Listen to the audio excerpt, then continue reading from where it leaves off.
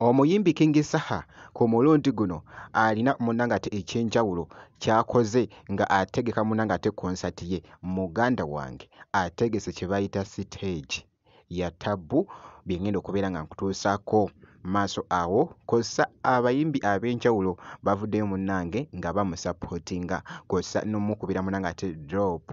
byengendo okubeera nga njija nabyo kosa ate ne Shiba Kalungi maaso awo bampita Jaminati nsinzira ku Jaminati Yogi kansuke nkutegeeze nti nno kasitobeera nga tonaba kusubscribinga osubscribinge kosa ate n'okulayikinga vidiyo kakati no munnange kansoke nkutegeeze nti King Saha ku mulundi guno by the way kino ekintu yavaayoko n'akyogerako n'agamba nti no ku mulundi guno munnange nze neetegese ngenda kubategekera munnange ati kye bayita show wabula akishwali ndowooza alabika ndowooza akituukiriza kubanga wali munnange ate okusinziira bye mbadde ndaba omusajja ategese kye bayita stage nga bw'olaba stage eyo agitegese nga woowulira nti nno King Saha King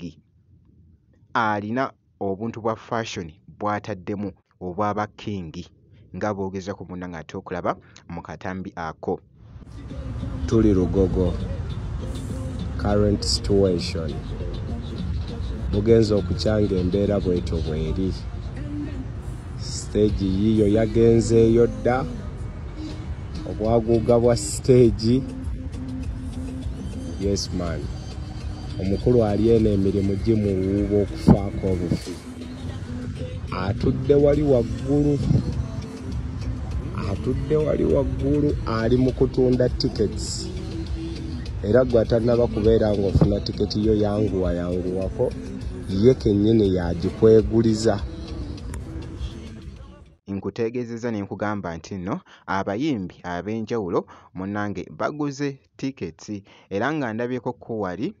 Bettina Namukasa omuyimbi avuddeyo kaawo n'agula munnange ate tiketi eziweereddeko ddala nga boogezako okulaba akatambi ako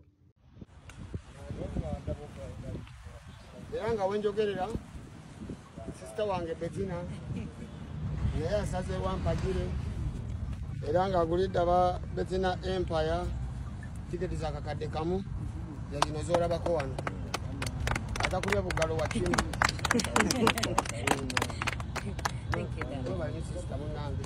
webale nnyo abaana bagambe bakeere nga bukyali batule maaso wali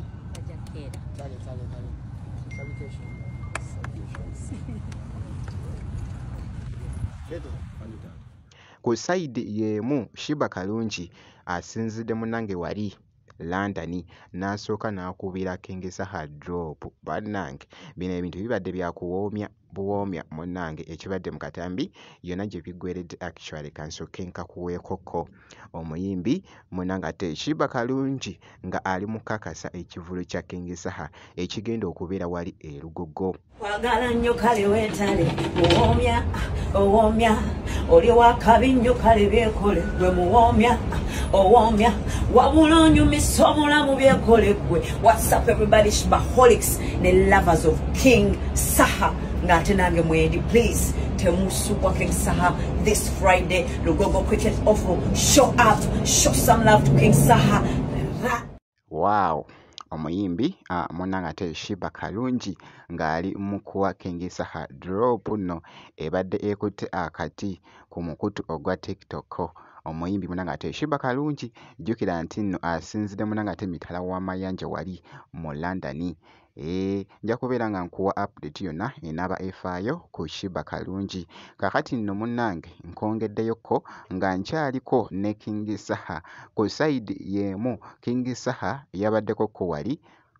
ku Chiking aba Chiking bano munnange balina ebyokulya ebyakabi King Saha engeri gy'abadde agoyingamu munnange ate crazy agambye nti no sebo amanyi okufumba omukulu tumuguddeko eno ku Chikings babadde bamanyi oli mufumbi wa chicken babali ya kyokka nze musajja mufumbi era nkolera wano ku Chiking esangibwawa yo Chiking eri wano ku Parliamentary Avenue oba round town tokona na mmere bano bakola ne delivery abana bageto mukimanyi bana bakiikingi be bamanyi omuntu wa wansi okitegeera so ebeeyi powa bwejangu buzikukiikingi nabo ebiwala ebinyirira batugira ebyana edubayi bye bitusaavinga